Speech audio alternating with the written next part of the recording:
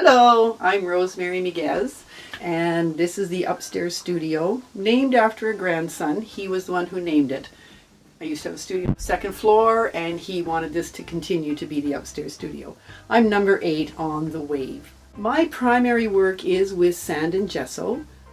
Sand I collect from all over the world, but mostly I use the sand from our own lake. So I'm going to show you a few things that I do.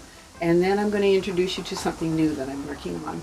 The reason that I use sand is that many cultures believe that rock holds the history of the world and what the earth has turned into. And so as I sculpt with the sand, as I'm working with some of these pieces, as I'm sculpting with the sand, for example, this sand is actually from Egypt. So as I paint with that, I think of that history of the Egyptians.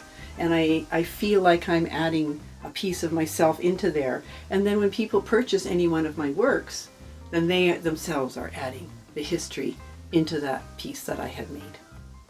I've had people buy something that was, especially the white on white. They like the white on white for weddings. And it's amazing how many are there for weddings. One woman who was studying in the States, I had done a pier, the pier at the top of our street, on a very interestingly shaped mirror. And she came in and she'd been missing home and the pier so much that she bought it immediately and took it home. So she would have a piece. She loved it that it was the sand from the lake that she remembered so well and the piers that she remembered so well. So that really touched her heart. So you know that I work with the sand and the gesso, but I was gifted with a broken violin. And the person was going to throw it out, and I said, "Whoa, no, I see some potential." This is the violin, and as you can tell, it's broken. And so what I have done is I have painted the pieces that are missing, and then I'm mounting the pieces of the violin. So this is piece number 1, which I think is really beautiful. Piece number 2 is pretty neat.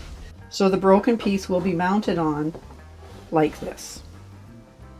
And that's what it's going to look like. And as you can tell, I did a little bit of painting inside there so that when you're looking at it, it's not just, it doesn't suddenly turn white.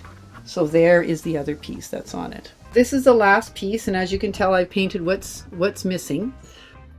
But what's going to be added is the fingerboard and the pegboard.